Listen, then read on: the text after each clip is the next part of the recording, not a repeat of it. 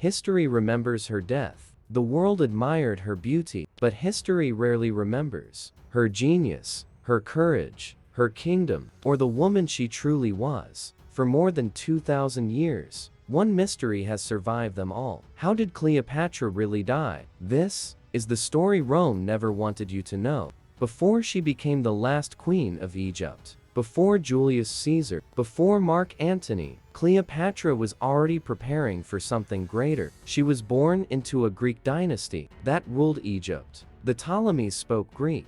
They lived like Greeks. They ruled like Greeks. But Cleopatra changed everything. She became the first ruler of her dynasty to speak the language of her people. She studied philosophy, medicine, astronomy, mathematics. She is believed to have spoken 9 languages. She didn't want to rule Alexandria. She wanted Alexandria to become part of who she was. But history would never remember her as a brilliant ruler, as a scholar, or as one of the most intelligent women of the ancient world. Instead, it remembered her as a seductress.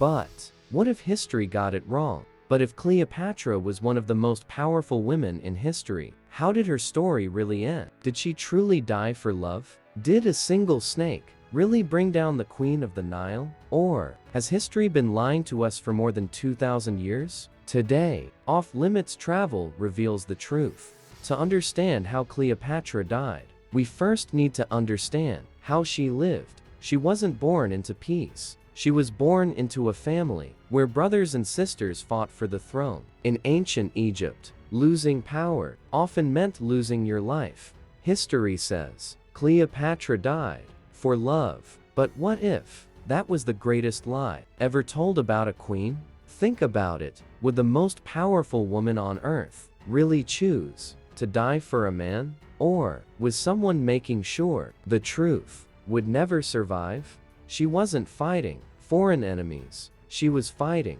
her own blood. In the Ptolemaic dynasty, brothers betrayed sisters, sisters poisoned brothers, and children could become rulers or corpses. Cleopatra knew if she wanted to survive, she would have to play the deadliest game in the ancient world. How did the Queen of Queens leave this world and enter eternity? Was she betrayed, stabbed in the back, and forced to surrender to the deadly bite of a serpent? Her 2 most loyal servants, Iris and Charmian, also died beside her. Cleopatra didn't die alone. But here's the question history has never answered. Can a single snake really carry enough venom to kill 3 people? Or has history been hiding something from us for more than 2,000 years? Everything you know about Cleopatra's death may be a lie. What does your mind tell you? Is this the story you always believed? Because science has begun tearing away the veil that has hidden the truth for more than 2,000 years. The woman history reduced to a love story was the same queen who challenged Rome,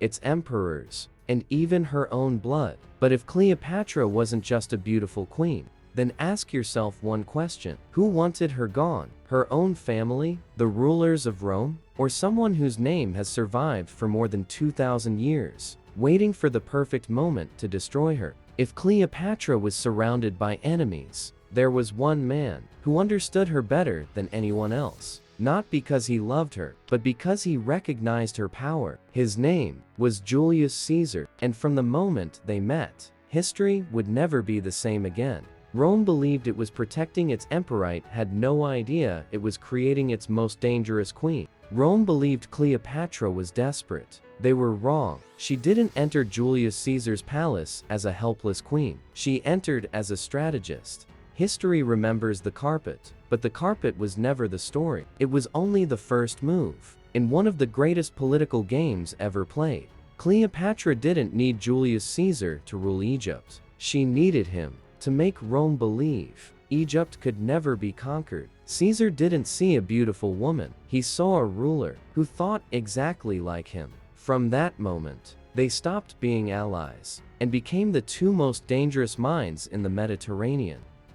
For nearly 2 years, Cleopatra lived in the heart of Rome, not as a prisoner, not as a guest, but as a queen. She walked through Caesar's palace, where the future of an empire was decided every single day. She listened, she learned, she influenced politics, culture, even the lives of Rome's most powerful families. Little by little, Rome wasn't changing. Cleopatra was changing. Rome, for the first time in its history, the world's greatest empire, was beginning to think like an Egyptian queen. And that was something Rome would never forgive. Power always creates fear, and fear creates enemies. Behind the golden halls of Rome, whispers became conspiracies. Every smile hid a secret. Every handshake concealed a betrayal. While Julius Caesar dreamed of a new future, others were already planning his final day. Then, the Ides of March arrived, not with armies, not with war, but with trusted friends. 23 wounds changed the fate of Rome forever. But Rome had made one mistake. They believed Caesar was the danger. They had forgotten the queen waiting in Alexandria. Rome believed the Egyptian queen had become irrelevant. Far away, across the Mediterranean, Cleopatra remained silent. But silence can be the most dangerous strategy, because while Rome celebrated, she was rebuilding her kingdom, strengthening her army, restoring Egypt's wealth, and waiting for the next man powerful enough to change history. His name was Marcus Antonius. Rome needed a new leader, a soldier, a conqueror, a man feared by his enemies and admired by his legions. There was only one, Marcus Antonius. Marcus Antonius expected an audience. What arrived was a queen, not with an army, not with threats, but with a vision of power Rome had never witnessed before. Every sail, every torch, every piece of gold, every perfume, every detail was carefully planned. Cleopatra understood that sometimes the greatest victory is won before a single word is spoken. Marcus Antonius wasn't looking at a beautiful woman. He was looking at an equal, a ruler, a strategist, someone who understood power exactly as he did.